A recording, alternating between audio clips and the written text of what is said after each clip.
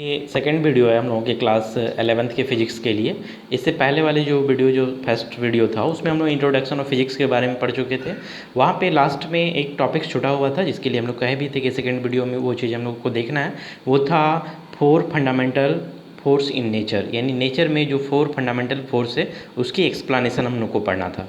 उस एक्सप्लेनेशन के बाद आज ही हम लोग सिलेबस पे भी चर्चा करेंगे और जो टोटल 10 यूनिट हम लोग को पढ़ना है जिसमें 40 मार्क्स का क्वेश्चन बनता है। प्रत्येक क्वेश्चन के लिए 1 मार्क्स है और टाइम जो है वो 1 घंटा दिया जाता है जैक बोर्ड के 11th एग्ज़ाम के लिए।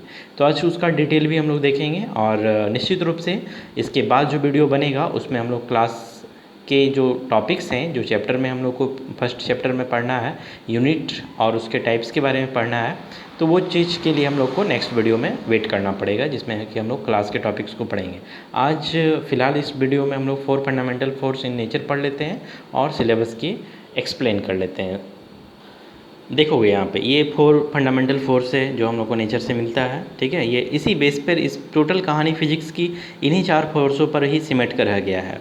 इन्हीं फोर्स के एक्टिविटी को हम लोग समझेंगे, ये कैसे बनता है, इसके यूज़ को कैसे समझेंगे, इसके मेजरमेंट को समझेंगे। यही हमारा एक्चुअली फिजिक्स होता है जिसमें हम लोग समझने का प्रयास करेंगे। पहला तो है हम लोग के लिए ग्रेविटेशनल फोर्स, ठीक है। दूसरा है इलेक्ट्रोमैग्नेटिक फोर्स, तीसरा है स्ट्रॉन्ग न्यूक्लियर फोर्स और चौथा है वीक न्यूक्लियर फोर्स। ये 4 फोर्स है जिसके बारे में आज हम लोग को एक्चुअली इसके बारे में डिस्कशन करना है और हम लोग को इसके बेसिक कॉन्सेप्ट को ही समझना है। हालांकि इन चारों फोर्स को अलग अलग टॉपिक्स में आगे चलकर हम लोग पढ़ेंगे जिसमें ग्रेविटेशन फील्ड के लिए ग्रेविटेशनल चैप्टर ही पढ़ना पड़ेगा। इलेक्ट्रोमैग्नेटिक फोर्स का भी अपना एक टॉपिक्स है और स्ट्रॉन्ग और वीक न्यूक्लियर फोर्स के लिए भी अपना एक चैप्टर है जिसमें हम लोग को सेपरेटली सभी के बारे में पढ़ना है। तो फिलहाल आज हम लोग शुरुआत करते हैं, इसके बेसिक कॉन्सेप्ट को समझ लेते हैं, उसके बाद हम लोग सिलेबस पर चर्चा करेंगे। देखो आगे चल के हम लोग ये पढ़ेंगे कि जो नेचर है एक्चुअली वो 2 चीज़ों से मिलकर बना हुआ है। एक है पार्टिकल्स और दूसरा है वेव, ठीक है। ये दोनों से मिलकर ही जो बन रहा है वो हमारा नेचर है। पार्टिकल्स में क्या है तो मस्ट भी है, मास जरूर होगा, लेकिन वेव में मास नहीं होता है, ठीक है। तो हम लोग को आज चर्चा करना है कि जिस पार्टिकल्स में मास होते हैं उसके पास ग्रेविटेशनल फोर्स होता है, ये हम लोग को जानना है। और ग्रेविटेशनल एक जो है ये एक नॉन कॉन्टैक्ट फोर्स है, नॉन कॉन्टैक्ट फोर्स भी हम लोग 2 तरह का पढ़ेंगे, कॉन्टैक्ट और नॉन कॉन्टैक्ट फोर्स। तो ये एक नॉन कॉन्टैक्ट फोर्स है जिसमें सिर्फ और सिर्फ अट्रैक्शन की घटनाएं होती है, ठीक है। अट्रैक्शन की ही घटनाएं होती है ग्रेविटेशनल फोर्स में। और ये जो है एक लॉन्ग रेंज फोर्स होता है, ठीक है। लॉन्ग रेंज मतलब ये इसकी इफ़ेक्ट जो है इन्फिनिटी तक होती है। ये भी हम लोग को समझना है कि ग्रेविटेशनल फोर्स के लिए कोई मीडियम की ज़रूरत नहीं होती है। No medium required to gravitational force, ठीक है। तो इसको कोई भी जो मीडियम है उसकी ज़रूरत नहीं होती है।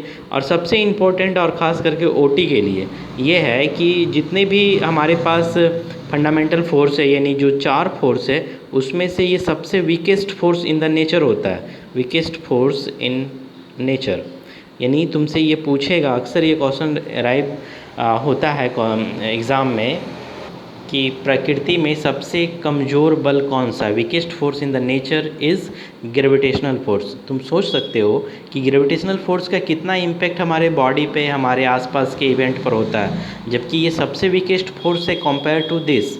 ये तीनों से तुलनात्मक रूप से ये सबसे वीक फोर्स है, ठीक है। और जिसकी इफ़ेक्ट हम इतना अधिक देखते हैं कि कोई भी बॉल फेंके, कोई भी वस्तु को ऊपर की ओर फेंकते तो वो नीचे की ओर आता है। इनफैक्ट हमारे चारों ओर जो वातावरण है, जो इन्वायरमेंट है, एयर है, उसको भी ये ब्लॉक करने का काम करता है, इसको बांध कर रखने का काम करता है ग्रेविटेशनल फोर्स, ठीक है। तो इसके बारे में हम लोग डिटेल पढ़ेंगे जब चैप्टर्स पे ही पहुँच जाएंगे। ग्रेविटेशनल फोर्स पे है हमारा 11th में हम लोग को पढ़ना भी है, तो वहाँ पर चलेंगे तो इसके बारे में पढ़ेंगे। सेकेंड आते हैं हम लोग इलेक्ट्रोमैग्नेटिक फोर्स। देखो इलेक्ट्रोमैग्नेटिक फोर्स जो है वो चार्ज पर अप्लाई होता है। चार्ज 2 तरह का पढ़ेंगे, प्लस और माइनस, पॉजिटिव और नेगेटिव 2 तरह के चार्ज होंगे। तो ये दोनों चार्ज में अगर 2 चार्ज अगर अलग अलग नेचर का है तो वो दोनों एक दूसरे को अट्रैक्ट करेगा, ठीक है। अब ये कहोगे कि सर चार्ज कैसे बनता है, चार्ज क्रिएट कैसे कर सकते हैं, ये मूव कैसे करता है, तो इसके लिए हम लोग को पूरा चैप्टर ही पढ़ना है जिसमें हम लोग ये सारी बातों को डिटेल समझेंगे। बेसिकली सिर्फ यहाँ पे इन 4 फोर्स के कुछ इंपॉर्टेंट पॉइंट्स को हम लोग देख लेते हैं। अगर 2 इक्वल चार्ज आपस में हैं तो ये दोनों एक दूसरे को रिपल करेगा।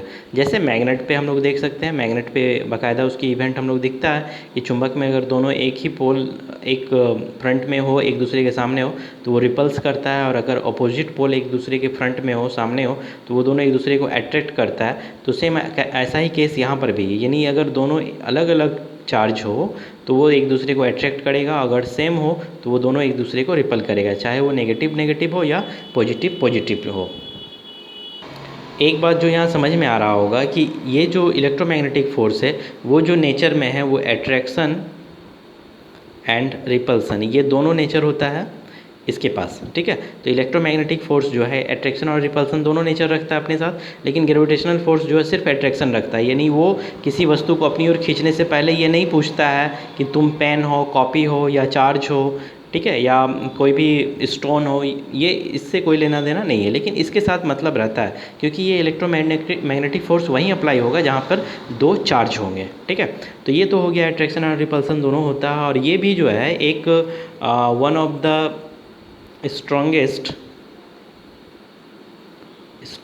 फोर्स इन नेचर है।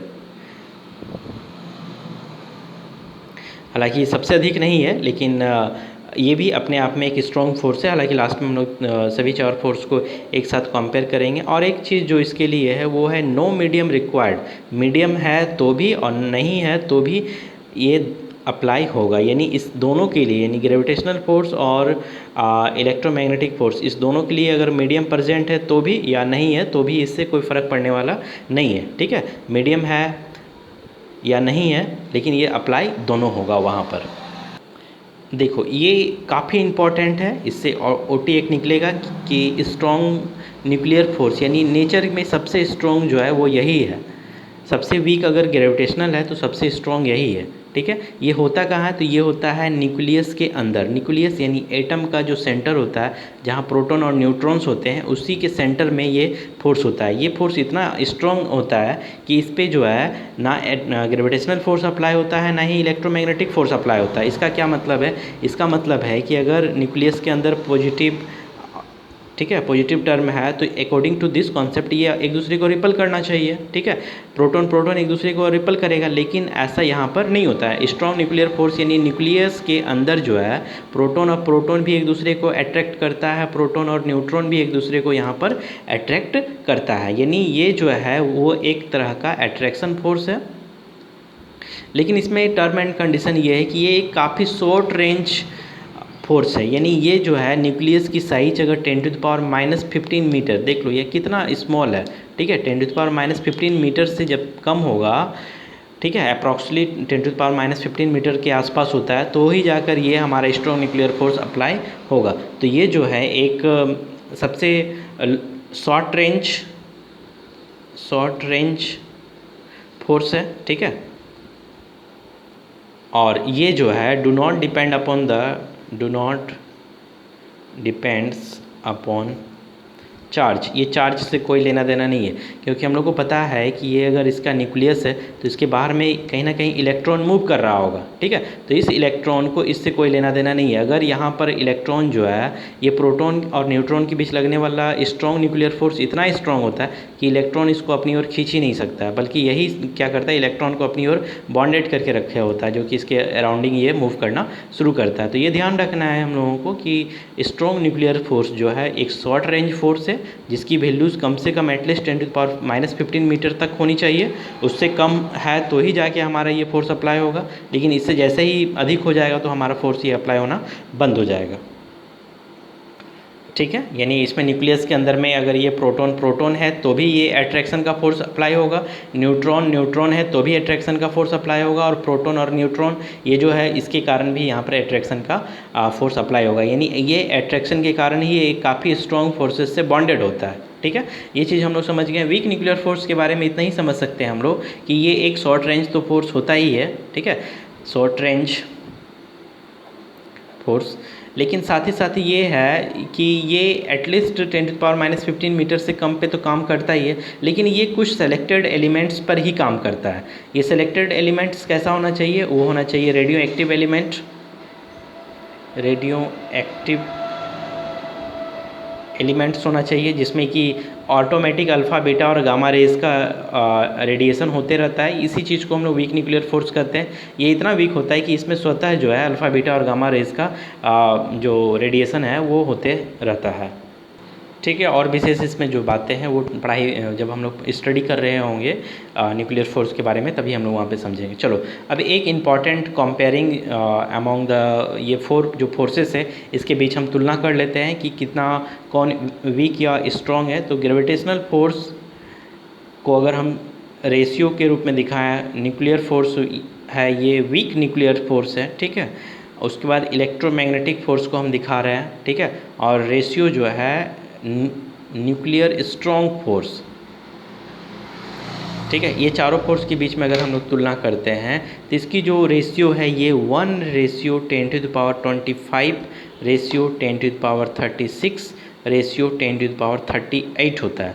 यानी अगर ग्रेविटेशनल फील्ड को अगर हम यूनिट पुट करते हैं ग्रेविटेशनल फोर्स को, तो स्ट्रॉन्ग न्यूक्लियर फोर्स जो है 10⁻38 टाइम्स ज़्यादा स्ट्रॉन्ग होता है, ठीक है। तो अपने आप में ये बहुत ज़्यादा स्ट्रॉन्ग फोर्स है।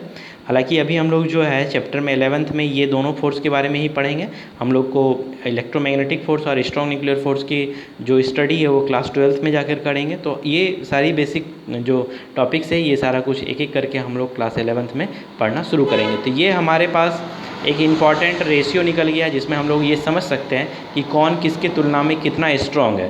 तो ये बात ध्यान रखोगे, 2 OT निकल रहा है। सबसे इम्पॉर्टेंट ये है कि weakest force in the nature, weakest force in nature is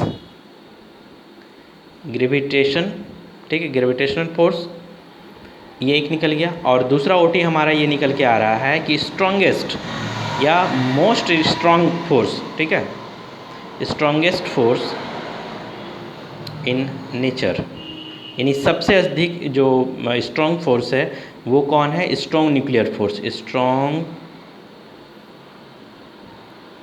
nuclear force. तो ये हमारा सबसे स्ट्रॉन्ग है। तो ये हमारे पास 2 इंपॉर्टेंट OT निकल गया जिसमें हम लोग वीक एंड स्ट्रॉन्ग फोर्स के बारे में चर्चा कर चुके हैं। चलो अब हम लोग सिलेबस पे चलते हैं। सुनो, सिलेबस के बारे में पहले थोड़ा सा समझ लोगे सभी बच्चे। सिलेबस में क्या है कि हमको 40 क्वेश्चंस का आंसर देना है, लेकिन सबसे बड़ी बात है कि हम लोगों के पास ऑब्जेक्टिव टाइप क्वेश्चन है, यानी मल्टीपल चॉइस है। हमारे पास 4 ऑप्शन दिए हुए रहेंगे, उसमें से कोई एक जो सही होगा वो देना है। टोटल क्वेश्चन होंगे 4 और प्रत्येक क्वेश्चन के लिए मिलेगा मार्क्स 1, यानी 40 मार्क्स का एग्ज़ाम तुमको है। और इसके लिए जो टाइम है वो है 1 आवर, ठीक है। ये हम जैक बोर्ड के सिलेबस का बात कर रहे हैं 11th क्लास के, ठीक है। तो ये 40 क्वेश्चन है, पर क्वेश्चन 1 मार्क्स है और टाइम हम लोग को दिया गया है 1 आवर। ये 40 क्वेश्चन को सहज तरीके से हम नहीं कर सकते कि आसानी से कुछ दिन मेहनत करेंगे और ये हमारा हो जाएगा। बाकायदा इसके लिए हम लोग को अलग अलग 10 यूनिट पढ़ना पड़ेगा। फिजिक्स के बेसिक जो टॉपिक्स हैं वो हम लोग को 10 यूनिट पढ़ना होगा। ये इसलिए भी इम्पॉर्टेंट है क्योंकि हम लोग फिजिक्स के और सारे इम्पॉर्टेंट इवेंट जो क्लास 12th में पढ़ेंगे उसके लिए हमको ज़रूरत होगा 11th क्लास के सारे टॉपिक्स की जानकारी। इसलिए ऐसा ना हो कि हम ये 40 क्वेश्चन या 40 नंबर के लिए काफ़ी हल्के में लेकर स्टडी कर रहे हैं, तो इसकी वजह से नुकसान उठाना पड़ सकता है। खास करके जैक बोर्ड में अगर हम लोग 11th अगर पास नहीं कर पाते हैं तो फिर 12th में हम लोगों की कोई भी संभावना नहीं है कि वहाँ पे हम लोग एग्ज़ाम में या फॉर्म फिलअप किया जा सकता है। तो उसके लिए दोबारा फिर से 11th पढ़ना होगा। तो दोबारा पढ़ने के बजाय क्यों ना हम लोग थोड़ा मेहनत करके ही अच्छे से पढ़ लें। तो ये जो 40 क्वेश्चन है इसके लिए हम लोग को 1 आवर का टाइम दिया हुआ है। ये 40 क्वेश्चन जो अलग अलग 10 यूनिट से पूछे जाते हैं, उन 10 यूनिट को हम लोग यहाँ पे लिखेंगे एक एक करके और तुमको समझाने का प्रयास करेंगे कि किस यूनिट में क्या चीज़ के बारे में हम लोग पढ़ेंगे। तो सबसे पहले ये देख लो, सबसे पहले हम लोग को पढ़ना है फिजिकल वर्ल्ड एंड मेज़रमेंट। इसमें क्या है, इसमें हम लोग पढ़ेंगे कि मेज़रमेंट्स के टाइप पढ़ेंगे, ठीक है, मेज़रमेंट टाइप पढ़ेंगे, यूनिट के बारे में पढ़ेंगे, डायमेंशन के बारे में पढ़ेंगे, ठीक है, यूजेस ऑफ डायमेंशन पढ़ेंगे। बहुत कुछ है इसमें जो पढ़ने के लिए हम लोग को है। खास करके इसमें यूनिट एंड डायमेंशन का जो टॉपिक्स है वो काफ़ी इंपॉर्टेंट हो जाता है, क्योंकि उससे क्वेश्चन तो रहते ही हैं 11th में, साथ ही साथ इससे रिलेटेड क्वेश्चन हमको 12th क्लास में भी पूछेगा। तो जहाँ पे यूनिट एंड डायमेंशन हम लोग को पढ़ना सबसे इंपॉर्टेंट है। दूसरा है हम लोग के लिए काइनेमैटिक्स। काइनेमैटिक्स में हम लोग करेंगे स्टडी ऑफ मोशन और रिलेशन भी पता करना है, और साथ ही साथ हम लोग को अलग अलग ग्राफ भी पढ़ना है, ठीक है, जिसमें हम लोग मोशन के लिए एक्सेलरेशन, मास, ठीक है, उसके बाद फोर्स, डिस्प्लेसमेंट, डिस्टेंस, इन सबों के बीच में रिलेशन भी पता करना है। और इस साथ साथ हम लोग इसको ग्राफ के फॉर्म में भी हम लोग को पढ़ना पड़ेगा, जिसमें ग्राफ अक्सर एग्ज़ाम में पूछता है। थर्ड टॉपिक्स जो पढ़ना है वो है लॉ ऑफ मोशन, जिसमें हम लोग बेसिकली 3 लॉ ऑफ मोशन हम लोग जानते हैं। लॉ ऑफ मोशन जो जानते हैं न्यूटन के 3 लॉ ऑफ मोशन, उसको तो पढ़ना ही है। खास करके उसको हम लोग यहाँ पे डेरिवेशन भी करना है, और उसके लिए हम लोग को कैलकुलस मेथड यूज़ करना है, ठीक है। और इसमें इक्वेशन वगैरह और ख़ास करके न्यूमेरिकल्स इसमें काफ़ी पूछता है। ये इंपॉर्टेंट है हमारे न्यूमेरिकल्स के लिए, कि ताकि हम लोग को ये आसानी से किया जा सके। चौथा है हम लोगों के लिए वर्क, एनर्जी एंड पावर।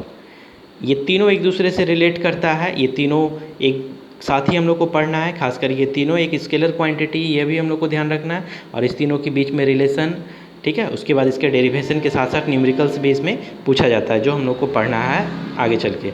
उसके बाद हम लोग को पढ़ना है मोशन ऑफ